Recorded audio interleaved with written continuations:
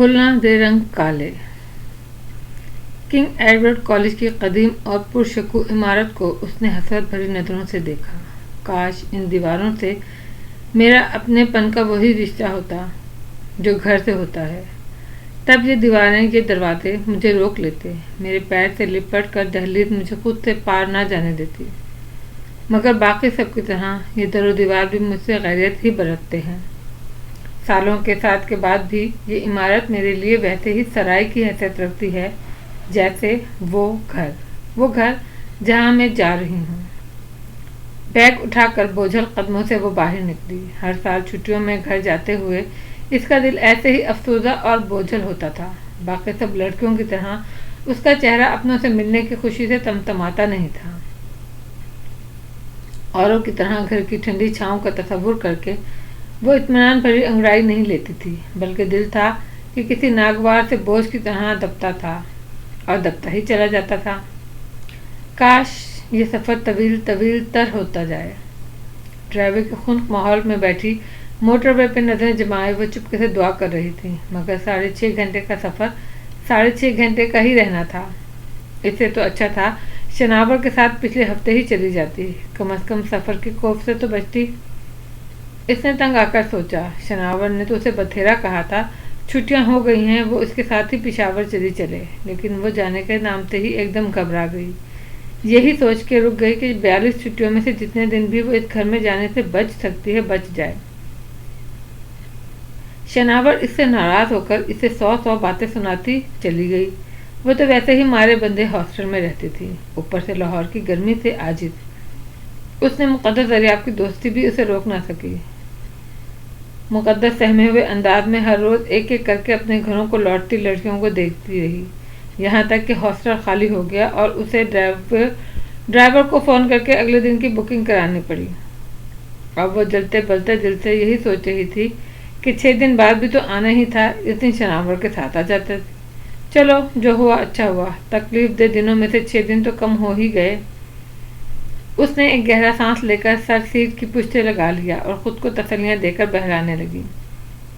शनावर के साथ होती तो सफ़र की कोफ्त को महसूस न करती और वक्त अच्छा और जल्दी कट जाता। और वो यही नहीं चाहती थी कि ये सफ़र ये वक्त जल्दी कटे। काश ये सफ़र कभी ख़त्म ना हो, क्योंकि सफ़र के अख्ताम पर मंजिल नहीं इम्तिहान है। इसने एक बार फिर चुपके से दुआ की, लेकिन हर दुआ कबूलियत की मिराज नहीं पाती। ठीक 7 महीने बाद पेशावर में थी।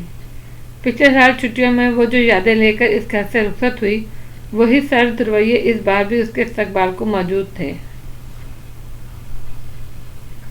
वह बीबी जान की बर्फीली नेज़े चुपती निगाहें। अस्सलाम वालेकुम बीबी जान। उसने सर ठरठरते हुए लहजे में सलाम किया। उनके सामने आते ही इसके महसूसात यूं ही बर्फ़ में तब्दील हो जाया करते थे। वालेकुम।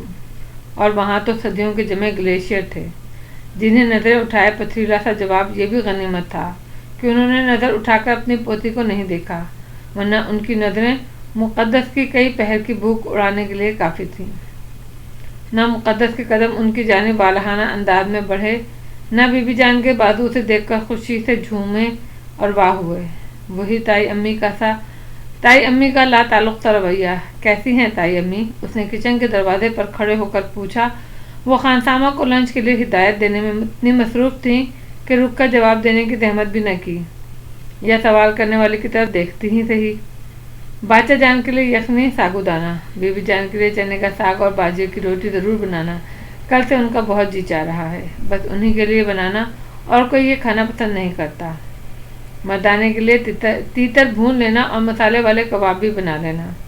दनाने में दाल गोश्त और कोई सब्ज़ी, हाँ पुलाव दोनों जानिब के लिए इकट्ठा ही ज़्यादा करके बना लेना। और मीठे में वो कुछ देर खड़ी दनाने और मर्दाने के खानों का मेन्यू सुनती रही, फिर ये जाने बगैर आगे निकल गई कि मीठे में क्या बनने वाला है। और वही चची जान का धूप छाँव सा मिजाज। कौन सी बुक पढ़ी जा रही है चची जान? उनकी मुस्कुराहट और शफीक अंदाज पर हाल पूछे जाने पर मुक़द्दस की हिम्मत बढ़ी और वो दोस्ताना अंदाज में सवाल कर बैठी। एक तो पता नहीं लड़कियां कहाँ रह जाती हैं, मैं देखूं ज़रा जाकर। माथे पर बल लिए वो बुक पटक कर उठी और चोर सी बन के वो उनके कमरे से बाहर आ गई। वही कज़न्स का गुरेज। इसने गोल कमरे से झांक कर देखा, سب کی سب خوشگپیوں اور چہلوں میں مصروف تھیں علاوہ شناور کے۔ کسی نے اسے دروازے پر کھڑا پایا بھی ہوگا تو نوٹس نہ لیا ہوگا۔ اس نے جی بھر کے سب کے ظرف اور اپنے حوصلے کو آزمایا اور پھر اپنے کمرے کی طرف آ گئی۔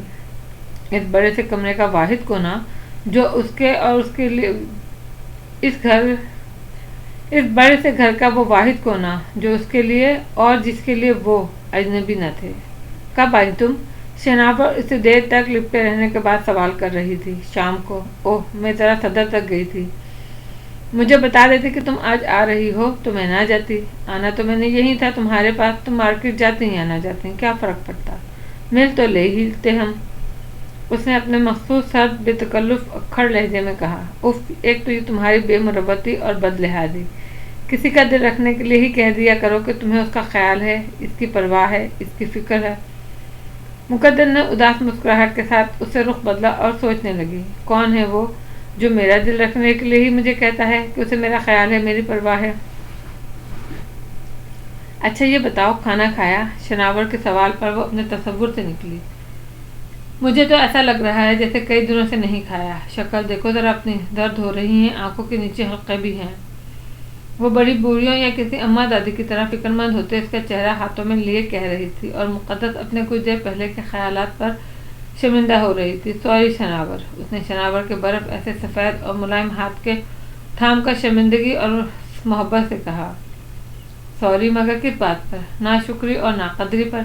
کتنی محبت کرتی ہو تم مجھ سے، کتنا خیال رکھتی ہو میرا، اور میں ہوں کہ قدر ہی نہیں کرتی۔ محبوب ہمیشہ ناقدرہ ہرجائی اور وہ ہوتا ہے وہ۔ مقدس کی ہنسی بکھر گئی۔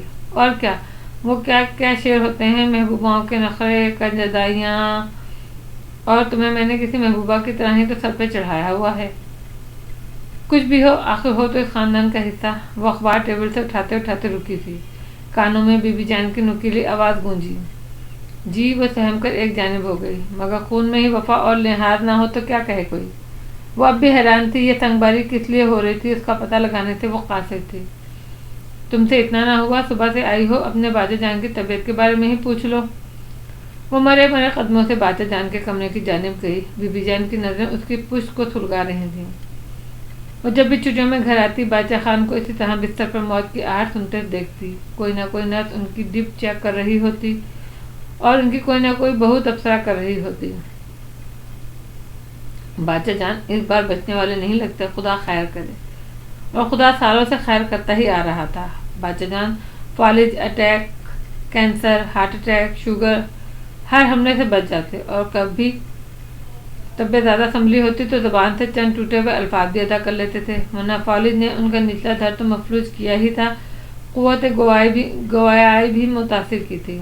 مقدس نے ان کا نخیف ہاتھ اپنے ہاتھوں میں لیا تو کمرے میں ایک محسوس کی جانے والی حدت کے باوجود اسے خنکی کے احساس نے جھری لینے پر مجبور کیا۔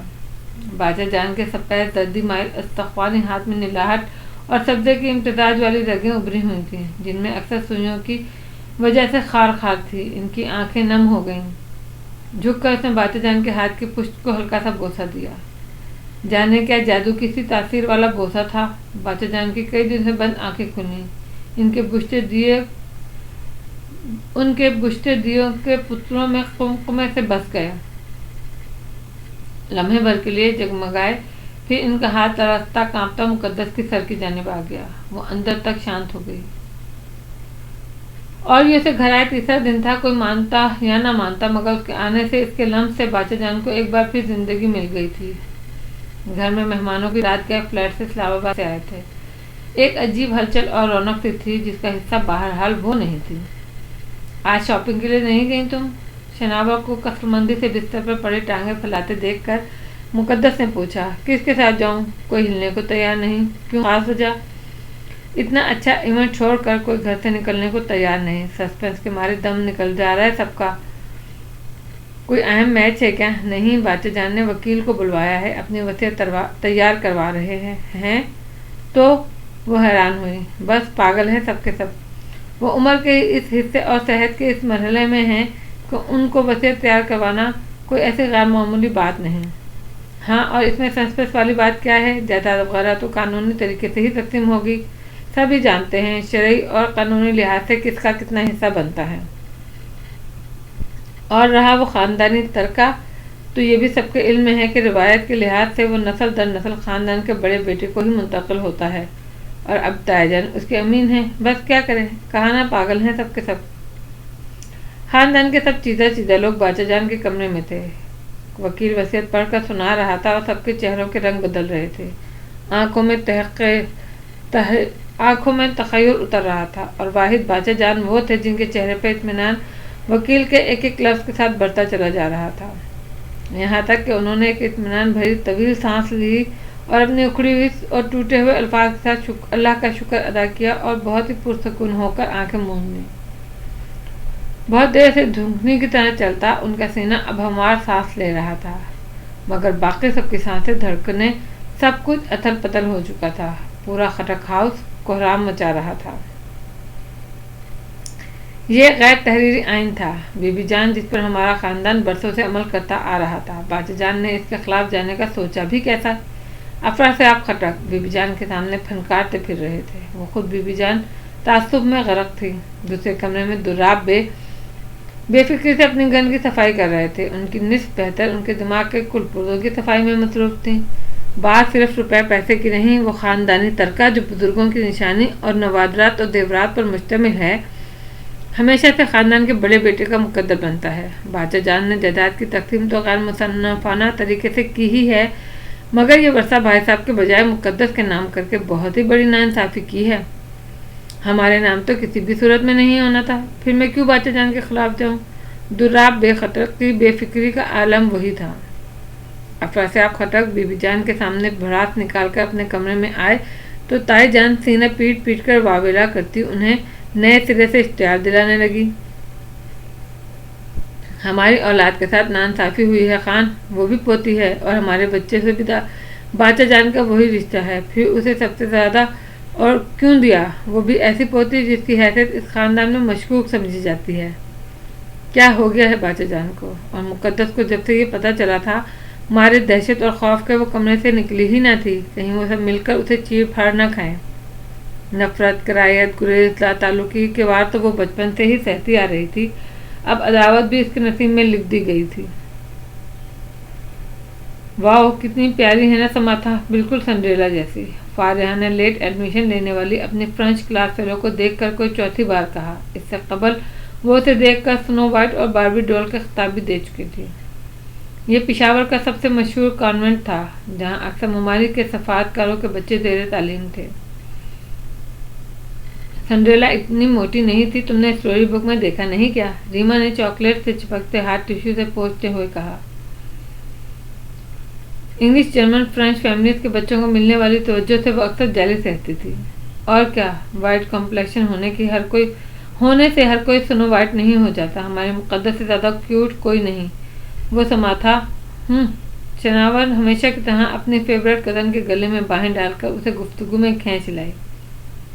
لیکن وہ فارنر ہے، فارحہ اپنے پوائنٹ پر زور دیتے ہوئے بولی۔ تو کیا ہوا؟ شناور چبا چبا کر بولی۔ مقدس کی مدر بھی فارنر تھی۔ ریئلی؟ 9 عمر کی بچیوں کا وہ پورا گروپ مارے ایکسائٹمنٹ کے چلا اٹھا، جبکہ خود مقدس حیرت سے گنگ بنی۔ شناور اپنی پھوپھیزاد کو غور سے دیکھنے لگی۔ خود اس کی 9 سالہ زندگی میں یہ پہلا انکشاف تھا اس کی ماں کے بارے میں۔ آئی سویئر، میں نے خود سنا ہے۔ وہ مقدس کی طرف پلٹی۔ یاد ہے جب ہم اسلام آباد بڑے ماموں کے ہاں گلریز کی برتھ ڈے پارٹی کے لیے گئے تھے، وہاں نتاشا آپ کی اسکول فرینڈ بھی آئی تھی۔ انہوں نے آپ ہی سے کہا، ویسے تو تم سبھی کزن پریٹی ہو، مگر اس لٹل گرل کے فیچرز بڑے شارپ ہیں اور لک بھی انگلش ہے۔ تب نانی اماں نے کہا کہ اس کی مدر یعنی ہماری آنٹی فارنر تھی، اور مما کہتی ہیں مقدس ہو بہو اپنی مدر جیسی ہے۔ اور یہ تھا پہلا تعارف اس کا اپنی ماں سے۔ کتنا عجیب سا لگتا ہے کسی ایسی بچی کے بارے میں یہ سننا جو آج کے الیکٹرک دور میں میڈیا کی بدولت اپنی عمر سے 10 گنا زیادہ میچور سوچ رکھتی ہو، جو ایک بھرے پورے خوشحال کنبے میں پرورش پا رہی ہو، لیکن 9 برس کی عمر میں پہلی بار اس نے اپنی ماں کا ذکر سنا، چاہے اس کی ماں مر ہی کیوں نہ گئی ہو۔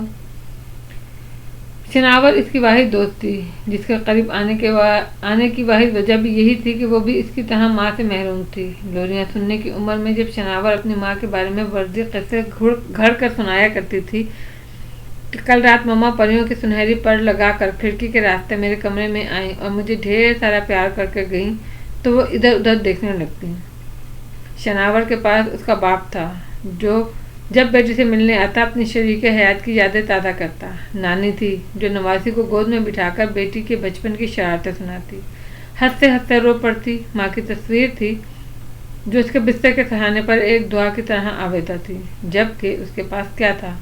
ماں کی ہلکی سی شبیہ بھی نہ تھی جس کے سہارے وہ اس کا سراپا تراشتی، نہ ہی باپ کی رفاقت جو اس سے اس کی ماں کی باتیں کرتا، نہ ہی ماں کے حوالے سے کوئی اور قریبی رشتے دار جو نواسی کے نقوش میں بیٹی کی پرچھائی تلاشتے۔ اور اگر اس گھر کے مکین اس کی ماں کا نام تک نہ لیتے، اسے مکمل فراموش کر چکے، تو یہ کچھ ایسی حیرت کی بات نہیں۔ وہ ایک زندہ وجود لیے ہوئے بھی عالیشان گھر میں اپنے ہونے کا احساس دلانے میں ناکام رہی تھی۔ وہ غیر موجودہ لوگوں کو کیا سمجھتے؟ مقدس اریاب نے آنکھیں کھولتے ہی اپنے ارد گرد رشتوں کا ہجوم دیکھا، دل کا نہ صحیح مگر خون کے رشتوں کا۔ چچا جان تھے جن کے لیے اس کا ہونا نہ ہونا ایک برابر تھا، ویسے بھی وہ اپنی لاابالی فطرت کے تحت اپنے سگے بچوں تک کے زیادہ قریب نہ تھے، اور وہ ان کی زمینیں، ان کی بڑی بڑی مونچھیں اور لمبی لمبی گن رکھنے والے دوست، تاش شکار کی محفلیں گھر میں وہ کم ہی ٹکتے یا پھر اکثر سوئے ہوئے پائے جاتے۔ ان کی پڑھی لکھی اور گھر کے گھٹے ماحول سے سدا کی بیدار بیگم چچی جان جو بے حد موڈی سی تھیں، کبھی تو اپنے بچوں کے ہجوم میں اس کا اور شناور کا بے ذرا سا وجود انہیں بری طرح کھٹکتا، بلا وجہ چڑ جاتی۔ وہ ان دونوں کی موجودگی سے اور خصوصاً اس کے سامنے تو وہ دبا دبا سا اظہار بھی کر دیتی کہ اس سے زیادہ کھل کر وہ بد تہذیب ہونے کی ان کی تعلیم انہیں اجازت نہ دیتی تھی۔ البتہ شناور کو بی بی جان کی یعنی اس کی سگی نانی کی پشت پناہی حاصل تھی، اس لیے ان کے سامنے محتاط رہتی۔ کبھی کبھی مہر بی بی جان اور اس کی لاڈلی نواسی کی چڑ میں مقدس پر خاصی مہربان بھی ہو جاتی۔ جو بھی تھا، بہرحال انہوں نے محبت اور شفقت کے نام پہ نہ صحیح، انسانیت اور خدا ترسی کے حوالے سے ہی صحیح، دونوں لڑکی کا مقدر بھر خیال ضرور رکھا۔ باچا جان سدا کے بیمار، اس نے ہوش سنبھالتے ہی انہیں بستر پر دیکھا۔ کبھی کبھی تو وہ اس قدر بیمار پڑ جاتے کہ سارا خاندان اکٹھا ہو جاتا، کہیں اہم تقاریب ملتوی ہو جاتی، کئی ضروری کام التوا میں پڑ جاتے، اس خدشے کے پیش نظر کہ کہیں خدا نہ خواستہ لیکن بڑی بڑی تکلیف کے بعد باچا جان بھلے چنگے ہو جاتے، اور ویسے بھلے چنگے کہنا تو غلط ہوگا کیونکہ موت کو ٹال کر واپس آ جاتے۔ انہیں اپنے کمرے سے نکلے برسوں بیت چکے تھے۔ بی بی جان تھیں باچا جان کی دوسری بیوی، انتہائی طرح دار اور حسین خاتون، نہایت کم عمری میں شادی ہو جانے کی وجہ سے یہ پٹھان دادی اور نانی بننے کے باوجود جو 38-40 سے اوپر کی نہ لگتی تھی، جبکہ باچا جان اپنے اچھے خاصے ضعیف لگتے۔ چچی جان کہتی بی بی جان اتنی بھی کم عمر نہیں، 50 کے قریب ہیں، بس ویسے ہی عمر نہ جانے کیوں ان پر ٹھہر سی گئی ہے، بالوں کو سفیدی چھو کر گزری، بس چند تاریں ہی جھلملاتی ہیں ان کے سر پر، نیلی بلور آنکھوں میں چنگاریاں پھوٹتی اور باریک سرخ لب سختی سے ایک دوسرے میں پیوست رہتے، جیسے کوئی اہم رات ان سے قید ہونے کو، باہر نکلنے کو بےتاب ہو اور جبراً سینے میں دبائے بیٹھی ہوں۔ مقدس کو سامنے پا کر یہ چنگاریاں کچھ اور بھڑک اٹھتی، لب زیادہ بھیج جاتے، وہ کم ہی اسے مخاطب کرتی۔ اس کے لیے ان کے رویے میں یا تو تپش ہوتی، جھلستی ہوئی، یا خنکی ہوتی، ہڈیوں میں خوف جماتی ہوئی۔ چچا جان اور مرحومہ پھوپھو جان بی بی جان کی سگی اولاد تھے۔ پھوپھی جان کی شادی کے 1 سال بعد ہی شناور کو جنم دیا اور مر گئیں۔ شناور تقریباً اس کی ہم عمر تھی، جبکہ دوراب چچا کی انوشا پلوشا ان سے 1.5 سال چھوٹی تھی۔ ان جڑواں بہنوں کے بعد ان کے اوپر تلے کے 3 بیٹے تھے۔ اس کے سگے تایا افراسیاب خٹک اور بابا جان دونوں بھائی بی بی جان کی مرحومہ سوکن کے بیٹے تھے، جنہوں نے انہیں ماں جیسی ہی عزت دی تھی۔ تایا جان اپنی فیملی کے ساتھ اسلام آباد سیٹل تھے، وہ کچھ سیاست وغیرہ کا شغل رکھتے تھے۔ مقدس کے ساتھ ان کا رویہ بھی کچھ مختلف نہ تھا،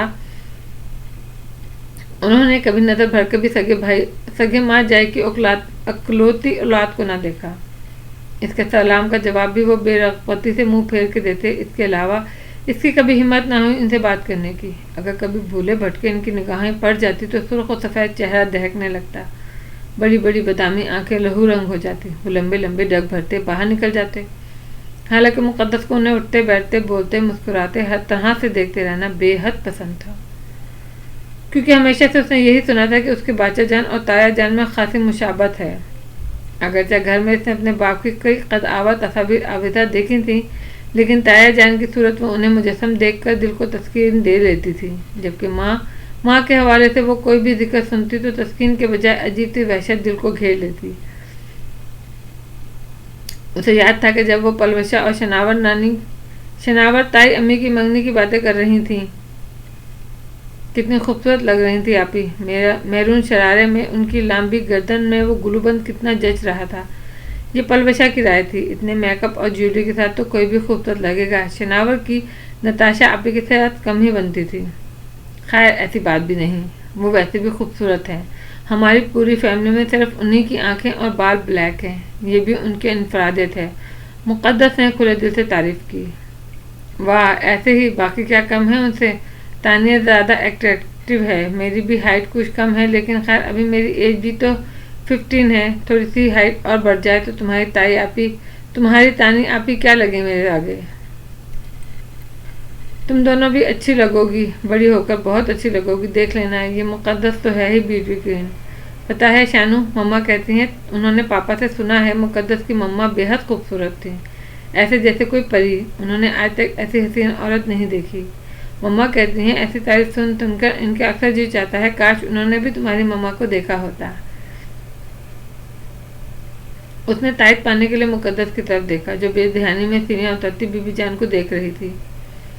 ہلکے انگوری رنگ کے جارجٹ کے شلوار قمیض، چکن کی کریم کلر کی بڑی سی چادر اوڑھے وہ کس قدر باوقار لگ رہی تھی، سلیقے سے گندھے بالوں پر باریک شیفون کا دوپٹہ تھا، کانوں سے لٹکتی بالیوں کے ساتھ موتیے کی تازہ کھلی کلیاں اٹکی تھیں۔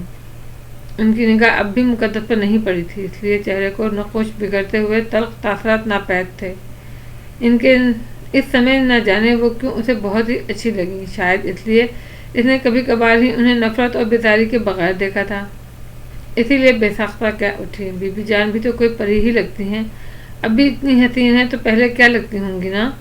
دیکھیے بی بی جان، مقدس کیا کہہ رہی ہے؟ شناور صدا کی منہ پھٹ اور جذباتی چلا اٹھی۔ اس کا مقصد محض بی بی جان کے دل میں کسی طرح اپنی دوست کے لیے جگہ پیدا کرنا تھا۔ وہ ان کی گریز اور سرد مہری کو ہمیشہ ستیلے پن کی رعایت دیتی تھی۔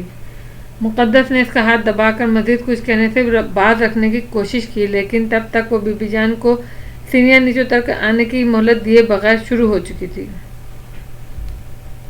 مقدس کو آپ اتنی پسند ہیں مجھے تو پتہ ہی نہ تھا، میں تو سمجھتی تھی آپ کو سب سے زیادہ پیار میں ہی کرتی ہوں، لیکن یہ کہہ رہی ہے بی بی جان اتنی خوبصورت ہیں جتنی اس کی اپنی مما، اس کے لیے دونوں ہی۔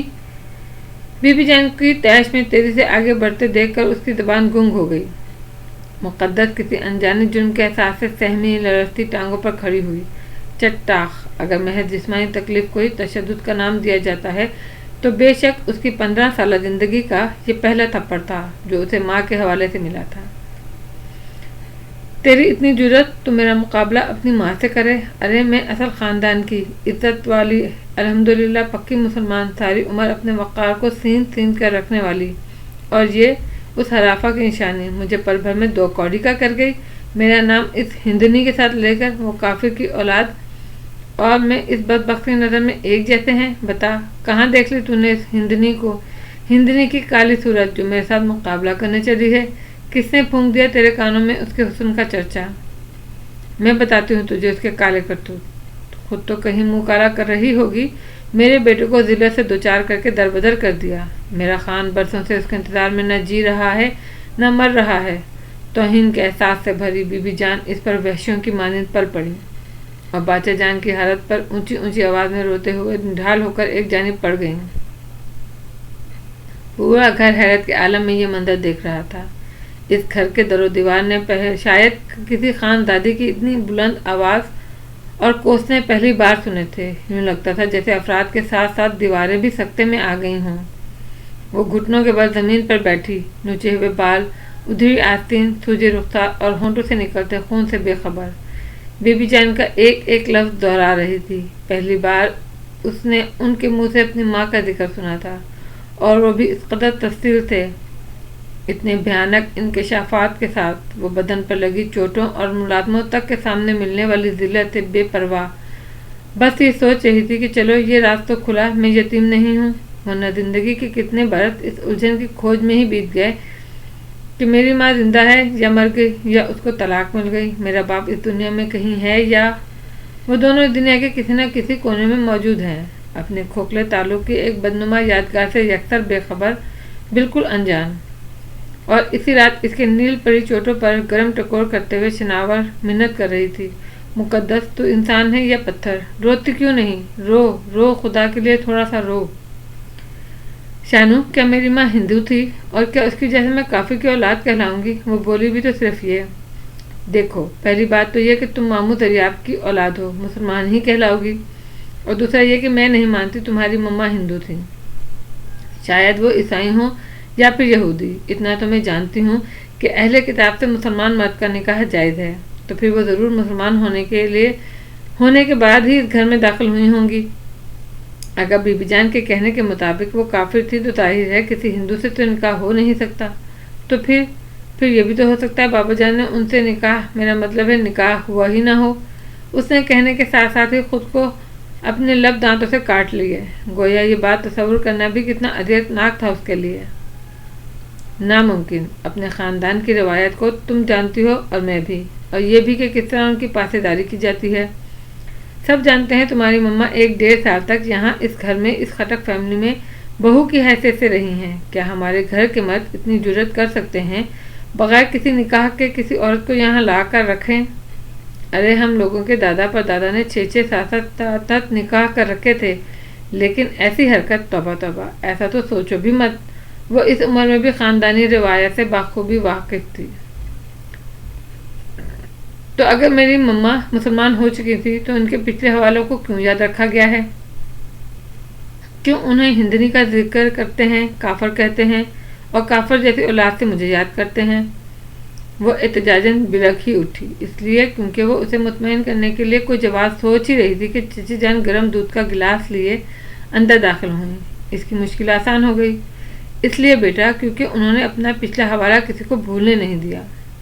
وہ اس خاندان میں رچ بس جاتی، یہاں کے قاعدے اصول اور روایت اپنا لیتی تو آج شاید کوئی جان بھی نہ پاتا کہ خان دریاب خٹک کی بیوی کہاں سے آئی تھی، لیکن شاید وہ آداب فضاؤں کی باسی چادر اور 4 دیواری کی پابندی برداشت نہ کر پائیں۔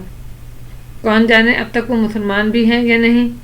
تمہارے چچا ان دنوں ہارورڈ یونیورسٹی میں تھے، انہیں تمہارے بابا جان نے تصاویر بھیجی تھیں اور وہ یہ کہتے تھے کہ صحیح طرح نہیں معلوم وہ جرمن ہیں یا انگریز یا فرانچ۔ اپنی شادی کے وقت جب وہ یہاں آئے تو انہیں خبر ہوئی کہ بھائی کی گھرگھرستی اجڑے کئی ماہ ہو چکے ہیں۔ بی بی جان نے کبھی تفصیل کسی کو بتائی نہیں، لیکن مشہور یہی ہے کہ وہ تمہارے بابا کے ساتھ نبھا نہ سکی، نہ ہی مشرقی طور طریقوں کے تقاضوں پر پورا اتر سکی۔ شوہر کی غیر موجودگی میں کسی اور کے ساتھ دوستی کر لی تھی انہوں نے۔ لالا دریاب نے انہیں غیرت میں آ کر فوراً گھر سے نکال دیا، لیکن خود بھی جگ ہنسائی کے خوف سے کہیں روپوش ہو گئے۔ خاندان کی ناموس پہ لگا یہ زخم ہمارے بزرگ بھلا نہیں پا رہے۔ لیکن اس سارے قصے میں میرا قصور کہاں نکلتا ہے؟ میرے ساتھ سب کا رویہ نارمل کیوں نہیں؟ وہ سراپا سوال تھی۔ میں پھر وہی بات کہوں گی کہ اس بار تمہارے بابا نے سب کچھ کسی کو بھولنے نہ دیا۔ وہ خود اگر اس سانحے کو فراموش کر دیتے، تمہارے ساتھ سایہ بن کر رہتے، اپنا گھر بسا لیتے، تو لوگ کب بھول چکے ہوتے۔ ان کی خود ساختہ جیل وطنی اس زخم پر کھرن نہیں آنے دیتی۔ ہر زخم کو مرہم چاہیے۔ جن زخموں کا منہ کھلا رہ جائے وہ ٹیسے تو دیتے ہی ہیں۔ تمہارا وجود باچا جان اور بڑے لالا کو دریاب کی یاد تازہ کرتا ہے، جو نہ جانے کہاں ہیں، کب آئیں گے۔ حیرت کی بات ہے دونوں بھائیوں نے ان کو ڈھونڈنے کی کوشش بھی نہیں کی، مگر انہیں یقین ہے وہ ضرور ایک دن لوٹیں گے۔ 14 سال سے اوپر ہو رہے ہیں مجھے اس گھر میں آئے، میں نے آج تک ان کا کوئی خط، کوئی پیغام، کوئی اطلاع آتے نہیں دیکھی۔ ایک بار تمہارے چچا سے کہا کہ بڑے لالا اتنے اثر و رسوخ والے ہیں، وہ کیوں نہیں کوشش کرتے بھائی کو کھوجنے کی، تو کہنے لگے اس کی ضرورت نہیں، وہ لوٹ آئیں گے بلکہ لوٹنے ہی والے ہیں۔ اللہ کرے ان کا یقین ہی سچ ثابت ہو۔ اگر ایسا ہو جائے تو تمہارا امتحان بھی ختم ہو جائے گا۔ کون جانے کہ خون کی کشش انہیں کب کھینچ کر لے آئے۔ انہوں نے بات مکمل کرتے ہوئے دودھ کا گلاس اس کے لبوں سے لگایا۔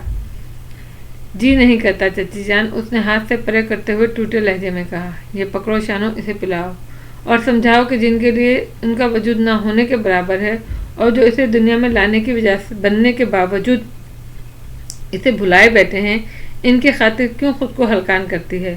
ابھی اس کی عمر ہی کیا ہے؟ میں اتنی تھی تو گھر میں کیا ہوا کیسے ہوا خبر ہی نہ ہوتی تھی۔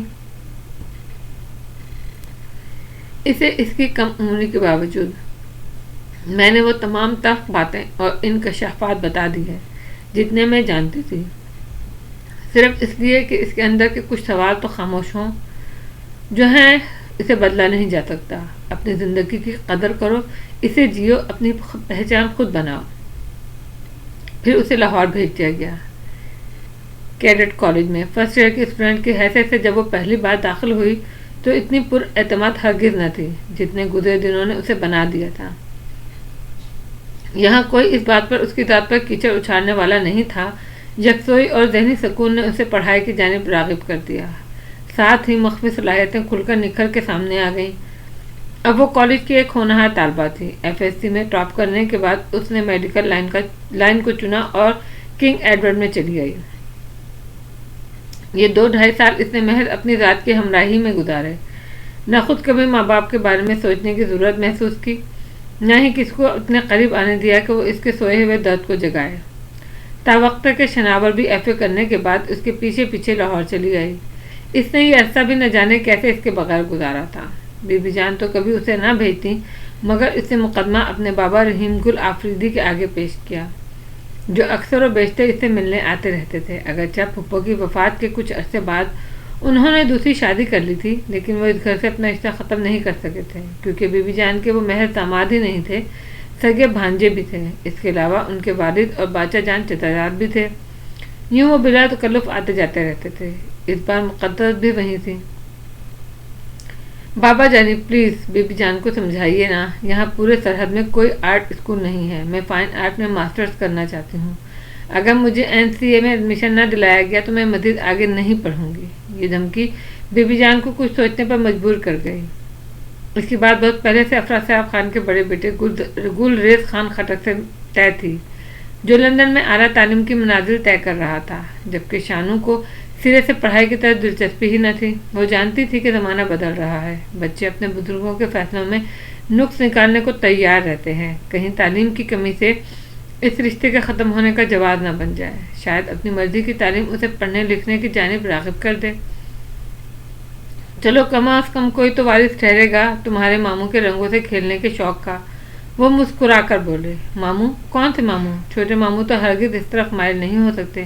کیا بڑے ماموں مصوری کا شوق رکھتے تھے؟ نہیں، وہ تمہارے منجھلے ماموں خان دریاب خٹک، وہ دیوانہ تھا تصویروں کا، رنگوں کا، حسن کا۔ وہ نہ جانے کیوں اداس ہو گئے، آخر بچپن لڑکپن ایک ساتھ گزارا تھا۔ شناور ان کے بارے میں اور بھی کچھ پوچھنا چاہتی تھی، لیکن بی بی جان کے سہمے چہرے اور بابا کے شکستہ تیور دیکھ کر الجھ سی گئی۔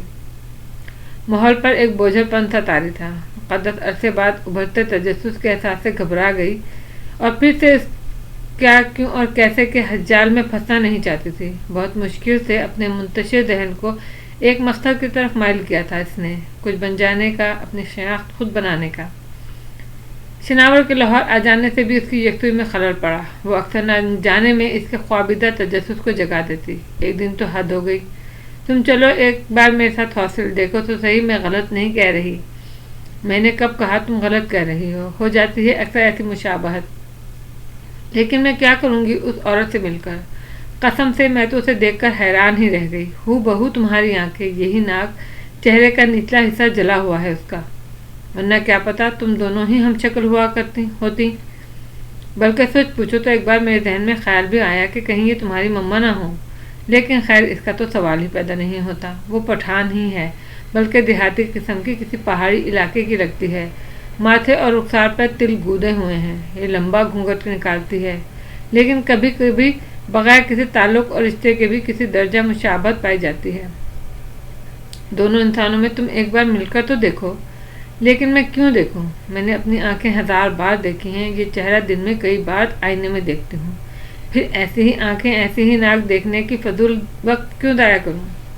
خدا کے لیے شانو اب بڑی ہو جاؤ، ایسی باتیں کرتی ہو، خدا کی پناہ ایک پہاڑی دیہاتی عورت سے خواہ مجھے جوڑنے کی کوشش کر رہی ہو، محض اس بنا پر کہ ہماری آنکھوں کا رنگ ایک ہے۔ وہ بیزاری سے بولی۔ مجھے تو حیرت اس پر ہوئی کہ پورے خاندان میں کسی سے تمہارے نقش نہیں ملتے، جبکہ ایک بالکل انجان عورت ہمارے ہاسٹل کے کچن میں کام کرنے والی प्लीज शनावर, जस्ट स्टॉप इट। एक बात के पीछे मत पड़ जाया करो।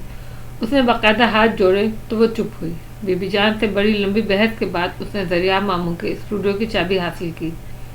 चलो उठो चलते हैं। क्या बाबा के स्टूडियो की चाबी? मगर बीबी जान ने इनके दोनों कमरे लॉक कर रखे हैं, किसी को जाने की इजाज़त नहीं, फिर तुम्हें क्यों दे दी चाबी?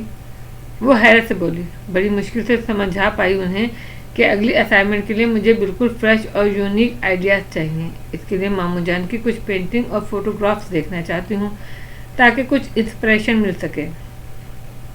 तो फिर तुम ही जाओ। वो मैगजीन लेकर नेम दराज हो गई। इसकी इत्मीनान भरी इजाज़त पर शनावर जल उठी। क्यों, तुम्हें क्या तकलीफ है? तुम क्यों नहीं आ सकती मेरे साथ? देखो शानू जान, मैं छुट्टियों के चंद दिन यहाँ गुजारने आई हूँ।